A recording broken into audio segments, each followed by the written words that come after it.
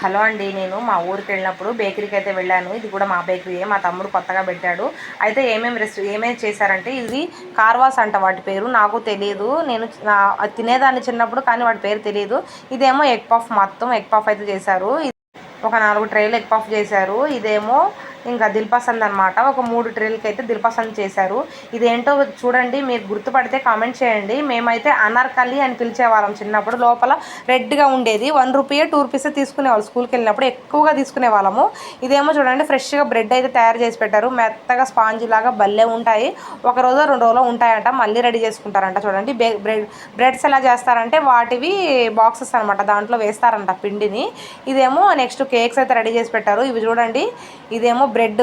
ఇది బ్రెడ్ ఇప్పుడు వేసి పెట్టారంట. ఇప్పుడు బ్రెడ్ రెడీ చేస్తారు. చిన్న బ్రెడ్ రౌండ్గా ఉంటాయి కదా, ఆ బ్రెడ్ రెడీ చేయడానికి పిండి అయితే రెడీ చేసి పెట్టారు.